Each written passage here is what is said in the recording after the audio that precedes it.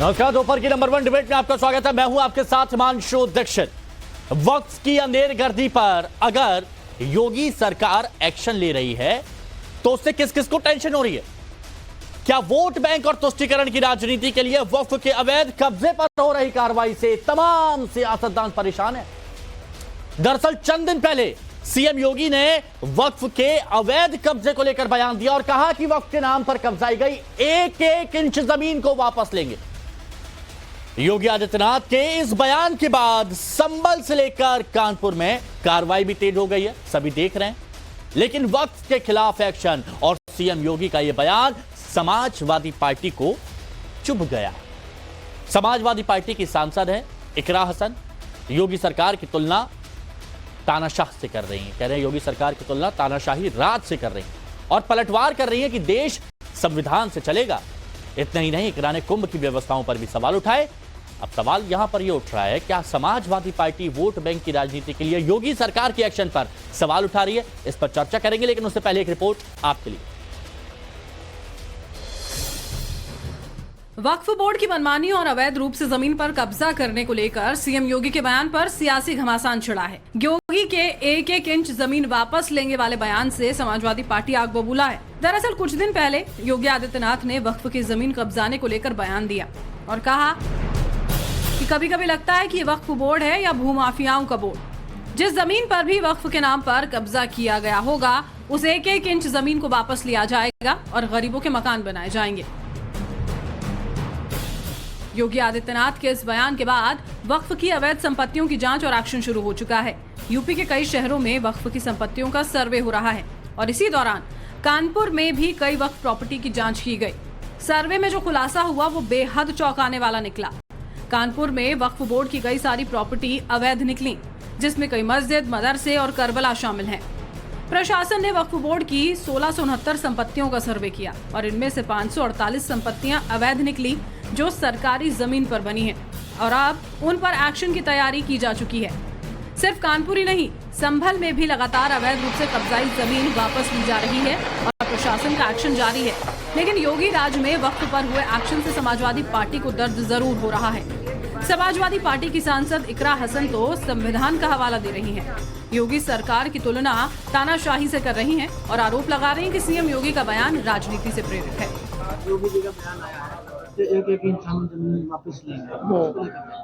देखिए, वो सिर्फ राजनीति के तहत इन बातों को बोल रहे हैं। जो कानून की प्रक्रिया है उसके अलावा कोई भी, चाहे वो कोई भी आदमी हो, हमारा देश राजाओं की तानाशाही से नहीं चलता है। अब ये संविधान से चलता है, तो संविधान और जो कानून है उसके अंतर्गत कानूनी प्रक्रिया से जो भी होगा वो सही निर्णय न्यायालय लेगा। किसी के कहने से, बयानबाजी करने से कोई फर्क नहीं पड़ता। इतना ही नहीं, समाजवादी पार्टी नेता योगी आदित्यनाथ के एक्शन पर इतना बौखला गए हैं कि लगातार महाकुंभ की व्यवस्थाओं पर सवाल उठा रहे हैं। इकरा हसन ने भी महाकुंभ में की गई व्यवस्था पर सवाल उठाया और कह दिया कि योगी सरकार प्रकृति के साथ खिलवाड़ कर रही है। और इतना ही नहीं, संभल में 24 नवंबर को ही हिंसा के लिए प्रशासन को ही दोषी करार दे दिया। देखिए, इस तरीके के प्रोजेक्ट्स लाए जा रहे हैं तो जिससे जो प्रकृति है उसका जो नियम है उसको तोड़कर अगर हम कुछ भी काम करेंगे, ऐसा हमने कई बार देखा है, इतिहास में भी इन चीज़ों को देखा गया है कि अगर हम नदी की प्राकृतिक जो भाव है उसको मोड़कर अगर कुछ करेंगे तो इसके प्राकृतिक रूप से कहीं ना कहीं रिएक्शन जरूर होगा। कि वहाँ पर जो सबसे पहले जो चूक हुई है वो प्रशासन और पुलिस की रही है और उनके बीच में जो गोली चली है वो हमें, अगर प्रशासन के बीच में पुलिस की इतनी तैनाती होने के बावजूद अगर चलिए तो कहीं ना कहीं इस पर संदेह के सवाल उठते हैं। तो हमारा प्रश्न उन्हीं से है कि अब तक कार्रवाई क्यों नहीं हुई? जिन भी लोगों ने हत्या को अंजाम दिया उन पर कार्रवाई अभी तक नहीं हुई है। सिर्फ उन्हीं भीड़ पर ही अब तक कार्रवाई करने का काम प्रशासन ने किया है। तो ये सवाल हमने उनसे भी रखे और लगातार पार्टी की यही मांग है कि पीड़ितों को इंसाफ मिले। ऐसे में सवाल है कि अगर योगी वक्फ की मनमानी पर हंटर चला रहे हैं तो फिर इससे समाजवादी पार्टी को दिक्कत क्यों है? क्या वोट बैंक और तुष्टीकरण की राजनीति के लिए समाजवादी पार्टी योगी के बयान को तानाशाही से जोड़ रही है? सवाल ये भी है कि क्या वोट बैंक के लिए समाजवादी पार्टी के नेता बार बार महाकुंभ पर सवाल उठा रहे हैं और वक्फ की मनमानी पर सरकार के एक्शन का विरोध कर रहे हैं? Bureau report, times now Navbharat.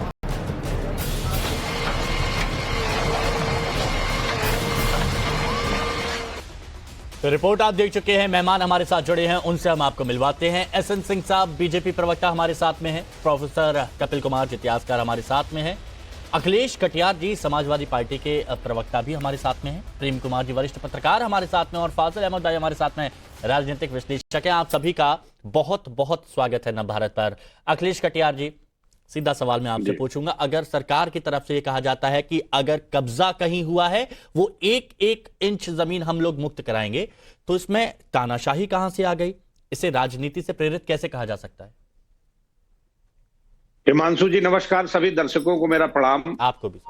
जो मेरी नेता समाजवादी पार्टी की सांसद इकरा हसन जी का बयान आपने चलाया और पूरे देश ने आपके चैनल के माध्यम से जो इस बयान को देखा, मुझे नहीं लगता है कि किसी भी नागरिक को इस बयान पे आपत्ति हो सकती है। दीक्षित साहब उन्होंने कहा कि कानून के अनुसार कार्रवाई हो, वो किसी भी तरीके वक्त की अकेले नहीं, अगर किसी भी तरीके का अवैध कब्जा हो, सरकार का ये नैतिक दायित्व है दीक्षित साहब कि उस कब्जे को हटाए और सरकार की भूमि के संरक्षण करे। सरकार को इसी चीज के लिए ये जो जनादेश मिला है उसकी ये नैतिक जिम्मेदारी है कि उसे ये काम करना चाहिए। लेकिन हिमांशु जी, आप दूसरी बात, 4 जून को जो परिणाम संसद के जो आए थे, उसके बाद से आप देख रहे हैं पूरे प्रदेश में, चाहे पहले 1.5-2 महीने चल गया आपका बहराइच का मामला, ठीक है, इसके बाद चल गया संभल का मामला, राम मंदिर भी चलता रहा, करीब 8-9 महीने गुजर गए। डिबेट हमने आपने बैठ के छात्रों में जो पिछले 7 साल में 90% परीक्षाएं नहीं हुई, जो बेरोजगारी बढ़ गई, क्या हमने उस पर भी कभी बैठ के इतनी गंभीरता से बात की है? किसानों को खाद नहीं मिल रही है। दीक्षित साहब, इस देश में जिसकी जितनी आस्था है उससे किसी को ऐतराज नहीं है। बिल्कुल कुंभ में जाएं, डुबकी लगाएं, अपनी आस्था है आप जरूर करिए। ये धार्मिक आयोजन है, धार्मिक तरीके से चलते रहे, लेकिन जो सरकार के दायित्व हैं, जो आम जनता के प्रति इनकी जिम्मेदारी है, जो जनता के जीवन में बदलाव के वादे करके आप सत्ता में आए, हिमांशु जी, उस पर कोई बात ही नहीं है, उस पर कोई डिबेट ही नहीं है। हम सालों हो जाते हैं। बीजेपी ने स्पष्ट पहले कहा था कि अगर भू माफिया कहीं पर अवैध कब्जा करते हैं तो वो मुक्त कराएंगे। अब जैसे आपको भी पता है कि अतीक अहमद की प्रॉपर्टी से वो कब्जा मुक्त कराया, फिर गरीबों के लिए आवास बनाए, वहां पर पहुंचाया, तो इससे भी तो आम जनता का भला हो रहा है। मैं बस ये आपसे जानना चाहता हूं, आप भी सरकार में रहे हैं, अगर अवैध कब्जा कहीं पर होता है उसको मुक्त कराया जाता है, तो आप इसके साथ हैं कि नहीं है? 1% साथ में। अवैध कब्जे से मुक्त कराना सरकार की जिम्मेदारी है, संवैधानिक तरीके से कार्रवाई हो। सर नहीं, तानाशाही का मतलब यह है कि आप नोटिस नहीं देंगे, बुलडोजर लेके पहुंच जाएंगे, माननीय सुप्रीम कोर्ट के गाइडलाइन को दरकिनार कर देंगे, प्रशासन का दुरुपयोग करने लगेंगे, तो दीक्षित साहब उसे हम तानाशाही कहते हैं।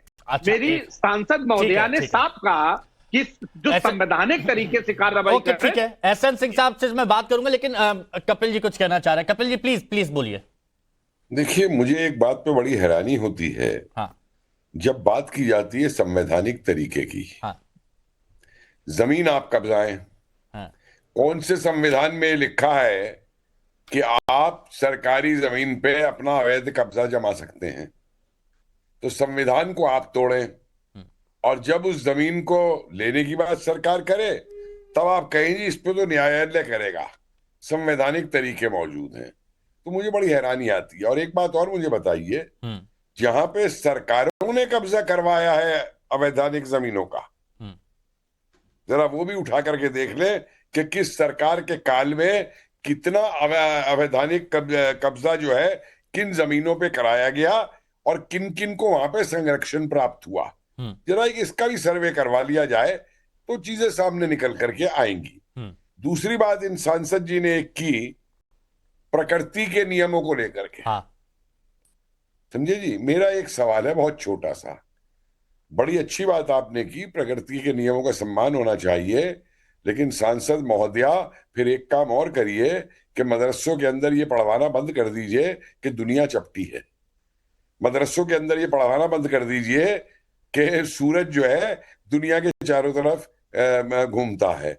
वो भी प्रकृति से संबंधित प्रश्न है और प्रकृति के सवालों को उठाइए उसके बाद।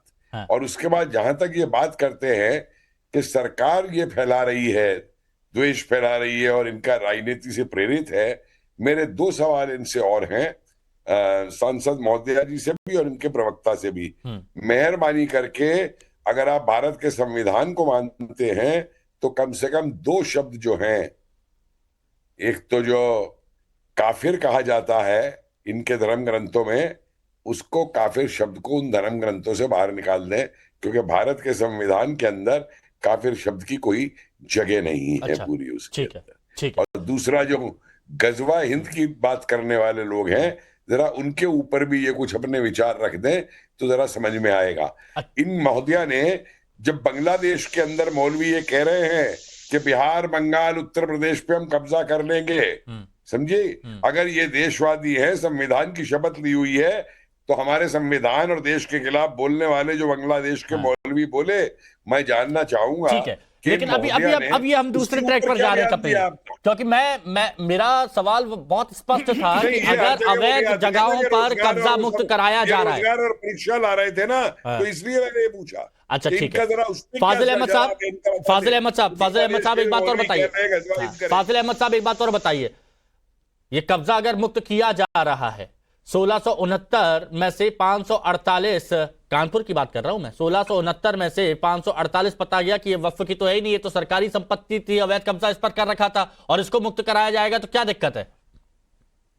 कोई दिक्कत नहीं है हिमांशु जी। हम लोगों ने कितनी बार कई सरकारों से लगातार ये बात कही कि वक्फ की जमीनों पर जो हिंदू मुसलमान दोनों लोगों ने अवैध अतिक्रमण कर रखा है, उसे मुक्त करा के वक्फ संपत्ति को बचाया जाए। अरे सर, वक्फ ने कब्जा कर रखा है, पुरानी डिमांड है, वक्फ ने कब्जा कर रखा है।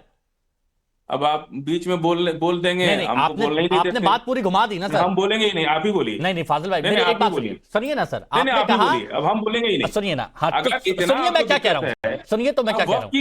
आप वक्त पे डिबेट कर रहे हैं ना, हाँ, तो थोड़ा मैं एक मुसलमान हूँ, मेरे भी तो कुछ तजुर्बे हैं ना। आपके तजुर्बे हैं, सुनिए आप, लेकिन आप ये बात समझिए मैं कहना क्या चाह रहा था, बस वो सुन लीजिए आप। एक बार भी टोका नहीं, मैं कहना क्या चाह रहा था वो सुन लीजिए, मैं पूरी बात सुनूंगा आपकी, मैं पूरी बात सुनूंगा। मैं ये कहना चाह रहा था, मैं ये कहना चाह रहा था कि वक्फ ने कब्जा कर रखा है, मैं कहना चाह रहा था कि वक्फ ने कब्जा कर रखा है, और आप कह रहे हैं कि वक्फ पर कब्जा हो रहा है।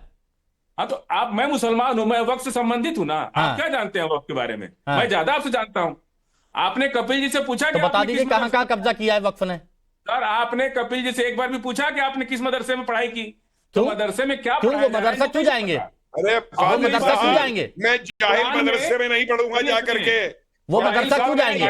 जाहिल कौन है दुनिया जानती है। किसी कुरान में हमेशा पृथ्वी क्लॉकवाइज पृथ्वी घूमती है, और जब सूर्य से टकराएगी पृथ्वी तो महाप्रलय आएगा, क़यामत आएगी। ये साफ साफ साइंटिफिक रीजन लिखा हुआ है कुरान के अंदर। और ये जो कुरान पढ़ते हैं वो आरएसएस की फर्जी कुरान इन लोगों ने छाप रखी है। ये सारा आप छोड़िए, मुझे ये बताइए वक्फ ने कहां कब्जा कर रखा है? आप वक्फ के बारे में बेहतर बताते हैं ना, कपिल जी, आप वक्फ के बारे में ज्यादा जानते हैं, तो बताइए कहां कब्जा कर रखा है वक्फ ने? ये टीवी पे ज्ञान। फाजिल अहमद साहब, कहां कब्जा कर रखा है वक्फ ने, बताइए। काफिर शब्द हटा दिया कुरान में से, बताइए। आपने काफिर कहना बंद कर दिया हम लोगों को, क्या बताइए? कितनी प्रॉपर्टी, एक मिनट, वापस प्रॉपर्टी पर आते हैं। देखिए, जमीन, जो मुसलमान है अल्लाह को नहीं मानता वो काफिर है। अच्छा, फाजिल अहमद साहब बताइए, मैं नहीं मानता ना अल्लाह को। बताइए वक्फ ने कहां कब्जा कर रखा है? आप बेहतर बताते हैं। एक मिनट, प्रोफेसर साहब आ रहा हूं। फाजिल अहमद साहब, मेरे सवालों का जवाब दीजिए, वक्फ ने कहां कब्जा कर रखा है, बताइए। 40,000 प्रॉपर्टियां इस देश के अंदर, पूरे देश में बाकायदा लिखित में है, और वो सरकारों पर हमेशा वक्फ काउंसिल सरकार ने खत्म कर रखा है। एक सीनियर आईएएस होता है देश में जो वक्फ काउंसिल होता है। आज पिछले 4-5 साल से वक्फ काउंसिल की नियुक्ति नहीं हुई, और आप वक्फ पे बिल ला दिए।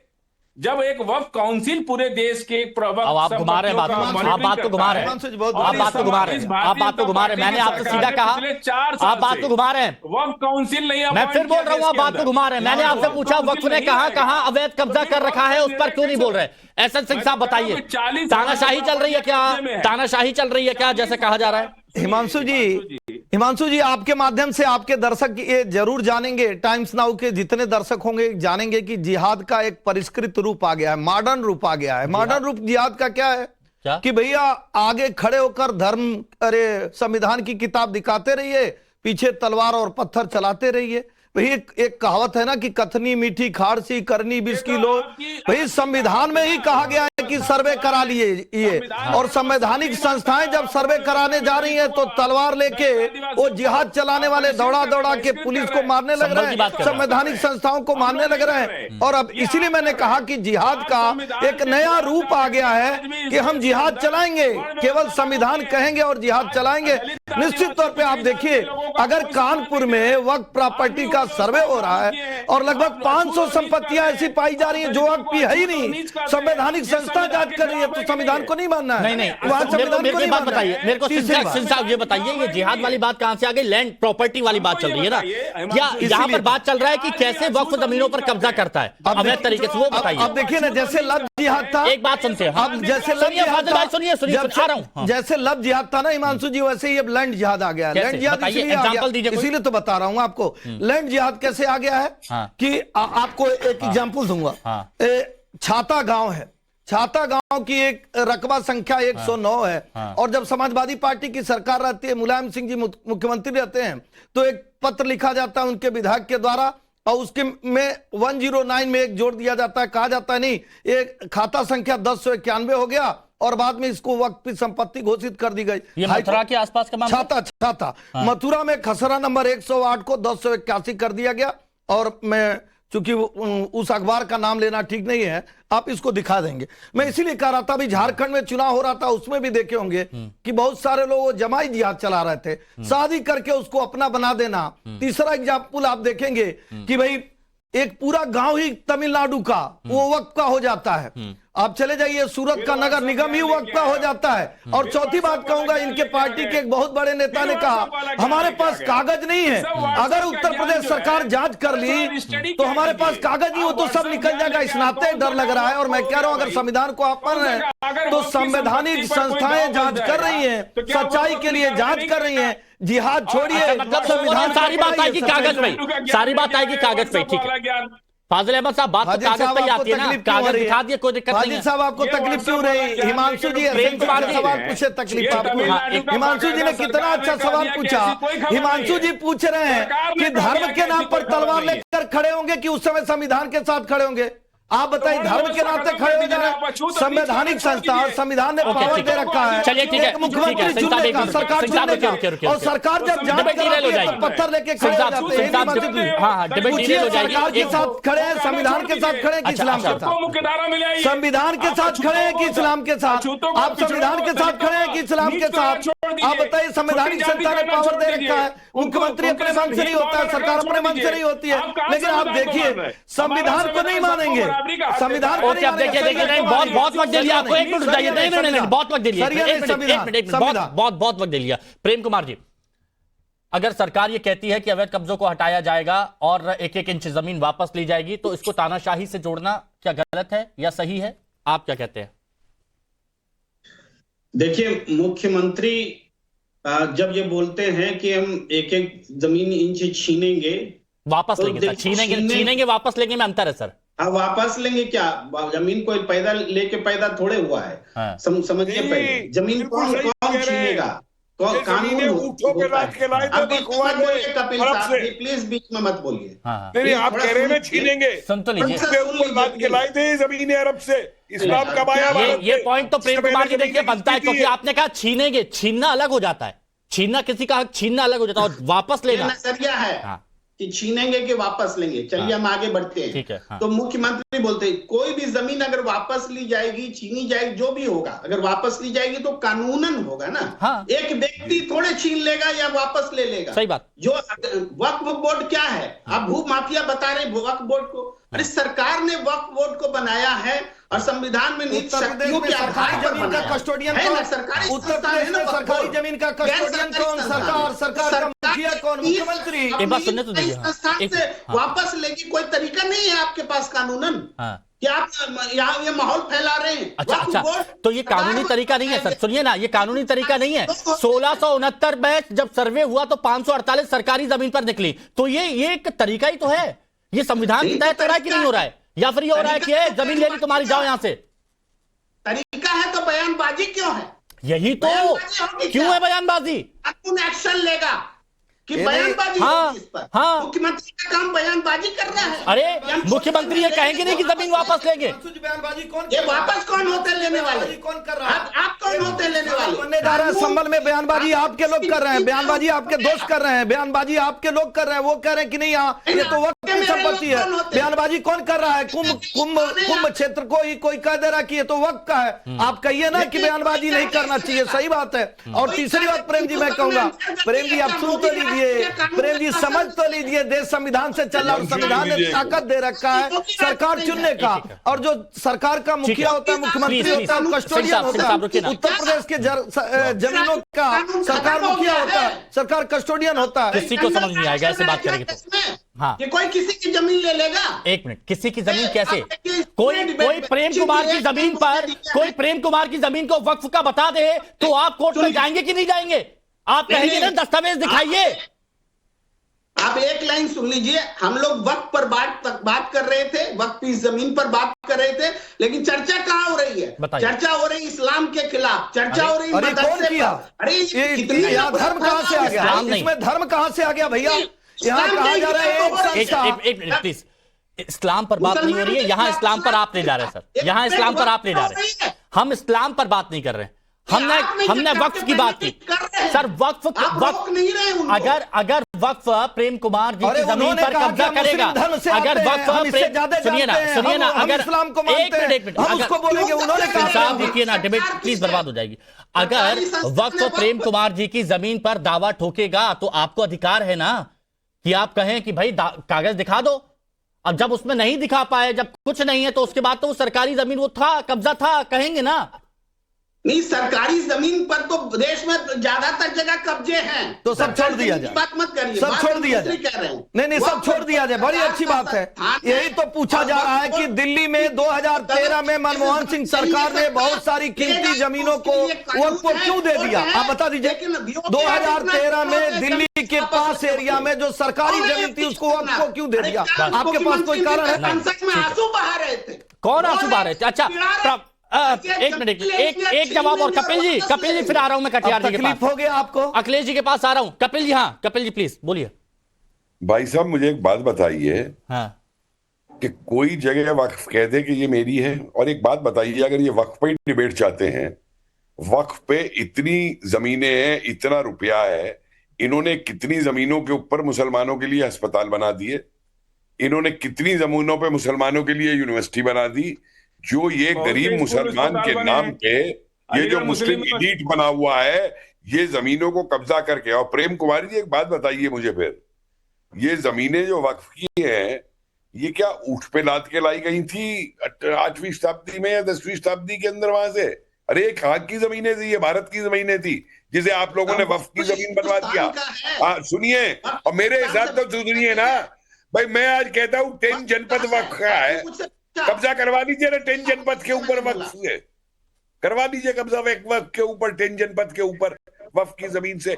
आप लोगों का दिमाग जो है तुष्टीकरण के अंदर इतना भर चुका है, वो कि सत्ता की अवध में आपके नेता पागल हो गए।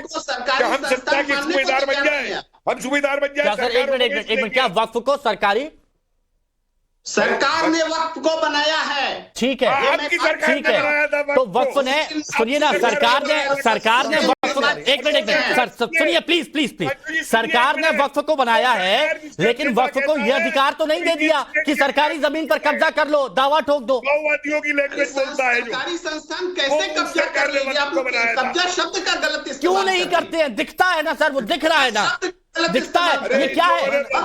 ये दस्तावेज जो दिखाएगा ये क्या है? अच्छा कानपुर में ये क्या था सर? कानपुर में क्या है? अच्छा ये क्या है? प्लीज बताइए। सबको डाउन। सिर्फ प्रेम कुमार जी तो मेरे को ये बताइए कि अगर कानपुर में 1669 में से 548 सरकारी दस्तावेजों, सरकारी जमीन पर वो बताया जाता है कि इस पर वक्फ का दावा है, तो ये क्या है? ये क्या है? झूठ है, ये क्या है? देखिए ये लैंड डिस्प्यूट है जो अदालत में तय होगा।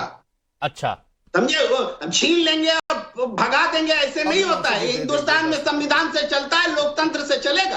अच्छा, योगी आदित्यनाथ कोई कागज नहीं, कोई दस्तावेज नहीं, कोई दस्तावेज नहीं, अदालत वापस लेगी। योगी आदित्यनाथ को कोई राइट नहीं है। अच्छा, आज मुख्यमंत्री हैं, कल को नहीं रहेंगे और कल न थे। अच्छा, तो और जमीन, अच्छा अच्छा जी, ऐसा नहीं है, सारा पावर छीन लेंगे किसी से जमीन। प्रेम जी से 10 सेकंड दे दीजिए, ले लीजिए, फिर कटियार जी। कोई कब्जा करता है तो उसके लिए एसएन सिंह जाएंगे, प्रेम जी जाएंगे, हिमांशु जी जाएंगे कि सरकार जाएगी? और सरकार का मुखिया जाएगा, सरकार का नुमिंदा जाएगा, पहली बात। और तीसरी बात, दूसरी बात ये स्पष्ट हो गया यहाँ पे, प्रेम जी ये कहना चाह रहे हैं कि जो हमारे वाले हैं ना, जो वक्फ वाले हैं, जिसको ये इस्लाम पता नहीं क्या क्या बता रहे, हम लोगों ने तो कहा नहीं। इसी में एक पैनलिस्ट ने कहा कि हम इस्लाम को मानने वाले हैं, हम उससे ज्यादा जानते हैं इस नाते। तो प्रेम जी का ये कहना है, वो जो कह दें आप उसको स्वीकार लीजिए, क्योंकि पहले भी मुख्यमंत्री नहीं थे और बाद में भी हम मुख्यमंत्री होंगे, और आज नहीं तो कल ये पूरा ले लेंगे। यही कहा जा रहा है कि ये देश संविधान से चल रहा है, तलवार से नहीं चल रहा है कि आप पहले भी ले लिए थे और बाद में भी ले लेंगे। न पहले ले पाए थे, अब लेंगे, न बाद में ले पाएंगे। सुनिए ना, ऐसे तो कई दावे ऐसे किए गए कि एयरपोर्ट की जमीन वक्फ के अंडर में आती है, संसद जहां पर है वो वक्फ के आगरा का ताजमहल भी, तो ये सब, हाँ, ये ताजमहल, ये ताजमहल भी हो गया वक्फ के अंडर। ठीक है, लेकिन कटियार साहब, थोड़ी देर आपके पास हो गई, लेकिन एक बात बताइए कि सरकार जो दावा कर रही है कि गैंगस्टर एक्ट में 2400 करोड़ की संपत्ति जब्त हुई है, 66,000 हेक्टेयर से ज्यादा अवैध जमीन छुड़ाई गई है, और कई जगह पर गरीबों के लिए आवास बनाकर गरीबों को वहां पर शिफ्ट किया गया है गैंगस्टर एक्ट में जो संपत्ति ली गई थी। तो यहां आम जनता, गरीबों के लिए मकान बनवाए जा रहे हैं, और जो कब्जा था गैंगस्टर एक्ट में, ये जो कार्रवाई हो रही है, इस पर आपका रिएक्शन क्या है? नहीं, गैंगस्टर एक्ट के तहत जो जमीन कब्जा कराई गई है, गरीबों के उत्थान के लिए क्या राज्य सरकार के पास और कहीं जमीन नहीं है? हम ये कहते हैं कि अगर गैंगस्टर है या कोई और है, अगर उनके पास है या गैंगस्टर नहीं भी है, हाँ। तो भी उनके पास अगर कब्जे की जमीन है तो सरकार उस जमीन को ले ले। हाँ। किसे ऐतराज हो सकता है? दूसरी बात, जो अभी जो इनका एक केस था जो जवाहर यादव जी वाला, हाँ। उसके और उत्तर प्रदेश में एक लंबी सूची है, जो आप भय मुक्त ब्रजेश सिंह है, धनंजय सिंह है, राजा भैया, उदय भान जी हैं, अशोक चंद्र, किसी के पास 106, किसी के पास 86, किसी के पास 31, ये सारे जो लोग हैं, अभय सिंह जी हैं, पिंटू सिंह, सन्नी सिंह, चुलबुल सिंह, ये लोग वो हैं जिनके ऊपर 50 से ऊपर के मुकदमे, लेकिन ये किसी एक विशेष जाति समाज के हैं तो उनपे कार्रवाई नहीं होगी। अच्छा दीक्षित जी, हाँ। अगर आप उत्तर प्रदेश को अपराध मुक्त बनाना चाहते हैं तो क्या इसका डंडा और सोटा दलित पिछड़े मुसलमानों पे ही चलेगा, या सबके प्रति नजरिया आपका सामान्य है? तीसरी बात है, हाँ। आप अगर अभी इतिहासकार के नाम जो लिखे हैं आप, कपिल जी का, आपने कहा कि कितने वक्फ ने अस्पताल बनाए, कितने वक्फ ने स्कूल बनाए। हाँ जी, जरा ये सरकार से भी पूछ लीजिए कि आपने कितने स्कूल और कितने अस्पताल बनाए। ये सवाल ज्यादा व्यापक हो जाएगा। मैं ठीक है, इसका जवाब मैं दूंगा। नहीं, सुनिए सिंह साहब, सिंह साहब, 65,000 नहीं, रुकिए, मैं लूंगा, लेकिन पूरी करने दिया करें, मैं बीच में नहीं बोलता। मैंने आपकी पूरी बात, अब सुनिए ना, वो आपका सवाल अधूरा रह जाएगा, फिर क्या मतलब? आपका सवाल अधूरा रह गया, जवाब नहीं मिल पाया, फिर कुछ और मुद्दा आगे खिंच जाएगा। इसलिए कपिल जी तुरंत बताइए, कपिल जी बताइए, सरकार से कितना पूछा आपने? ये सरकार से कितना पूछा? हाँ। किस चीज का? सरकार अपना बना रही है, कर रही है। हाँ। भूल गए जो सरकार के साथ, और ये तो कह रहे हैं कि आतंकियों की जमीन को मत छेड़ो, अराजकतावादियों की और तड़ीपार वालों की जमीनों को मत छेड़ो, सरकार और जमीनों के ऊपर बनाए। सरकार के क्या बोल रहे हैं? इनका ये कहना है सिर्फ पिछड़ा दलित मुसलमानों को टारगेट किया जाता है, सिर्फ पिछड़ा। कपिल जी, समाजवादी पार्टी का आरोप है कि सिर्फ पिछड़ा दलित मुसलमानों को टारगेट किया जाता है। समाजवादी पार्टी को देखे कितनों में मुकदमे चल रहे हैं समाजवादी पार्टी वालों के ऊपर, कितनों में मुकदमे चल रहे हैं। और राहुल गांधी तो खुद बेल पे है नेशनल हेराल्ड केस के अंदर। हिमांशु जी 10 सेकंड कर रहे हैं भाई। अच्छा ठीक है, नहीं, इनका ये कहना था सिर्फ पिछड़ा दलित मुसलमानों को टारगेट किया जाता है। जवाहर यादव के अपराध में सजा काट रहे करवरिया परिवार को आपने इसलिए छोड़ दिया, उनके व्यवहार बहुत अच्छे थे। नहीं, गलत किया है। हिमांशु जी 10 सेकंड दीजिए। मैं अच्छा, बड़ी अच्छी बात सरकार से जवाब ले लेते हैं। नहीं, बड़ी अच्छी बात है। देखिए, निश्चित तौर पर देखिए हिमांशु जी जवाब देना बनता है, मैं और हमको जवाब देना चाहिए। मैं सवाल फिर दोहरा दूं। देखिए, मेरी बात सुनिए, सिंपल सी बात, पिछड़ा दलित मुसलमानों को आप लोग टारगेट करते हैं, बाकियों को आप कार्रवाई नहीं करते हैं, और दूसरी बात, आपने कितना काम करवा दिया गरीबों के लिए, ये सवाल था। नहीं, बड़ी अच्छी बात कही, और जवाब देना बनता है, चूंकि हम जो है सरकार के तरफ से बैठे हुए हैं, भारतीय जनता पार्टी के प्रवक्ता है, और मैं इस पे जवाब देता हूं। आज सवाल जानते हैं कौन पूछ रहा है? सवाल वो पूछ रहा है जो बाबा साहब की मूर्तियों को खंडित करता है। सवाल ये पूछ रहा है जो बहन मायावती जी के साथ, चूंकि दलित की बेटी थी, उनके साथ गेस्ट हाउस जैसा कांड करता है, जो जवाहर बाग वाला कांड कराता है। सवाल वो पूछता है जो धर्म के नाम पे 14 ऐसे आतंकवादियों को, जिनको चिन्हित करके हाई कोर्ट सजा दे दी थी, आजीवन कारावास को, उनको छोड़ने का कार्य करता है। तो निश्चित तौर पे इस सवाल का जवाब बनता है। जवाब इसलिए बनता है कि अतीक अहमद और मुख्तार अंसारी वाली सरकार नहीं है कि उनको तालाब में मछली खिलाने की सरकार नहीं। हमने 65,000 लोगों पर कार्रवाई किया। उसमें पिंटू सिंह भी है, उसमें अमित सिंह भी है, उसमें कोई कसाना भी है, उसमें कोई मिश्रा भी है, उसमें पिंटू सिंह भी है। सब पे कार्रवाई होती है। और हमने अगर लाउड स्पीकर उतारने का कार्य किया तो पूरे प्रदेश में सब जगह से उतारने का कार्य किया। अगर हमने किसी पे कार्रवाई किया तो संपूर्णता के साथ कार्रवाई किया। लेकिन याद दिलाता हूं, वो कहा जाता है ना, माफियाओं पर कार्रवाई, उसीलिए कह रहा हूं ना, वो याद दिलाया जाता है कि LIC की पॉलिसी में नहीं चलता, जीवन के साथ भी और जीवन के बाद भी पूछा जाता है कि भैया अतीक अहमद से कौन गिड़गिड़ा के कह रहा था कि मेरी बात मान लो, अपराधियों के नाम कार्रवाई वाली सरकार बताइए। 65,000 लोगों पर गैंगस्टर की कार्रवाई हुई है। और आप देख लीजिए, सभी जाति, सभी धर्म, सभी टुन्नू सिंह, संगम सिंह, सन्नी सिंह, पिंटू सिंह, आपने एक पक्ष चुन लिया, सबसे ऊपर अपराधी है। एक पक्ष चुन लिया गया, एक पक्ष चुन लिया गया।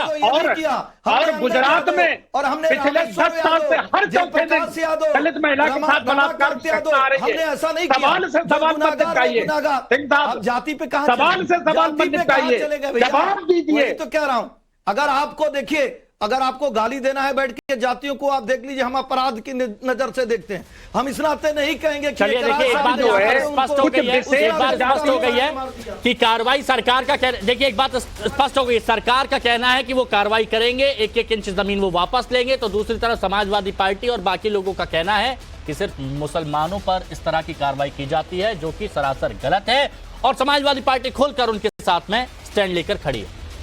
चलिए, बहुत बहुत शुक्रिया आप सभी का हमारे साथ जुड़ने के लिए, चर्चा में शामिल होने के लिए।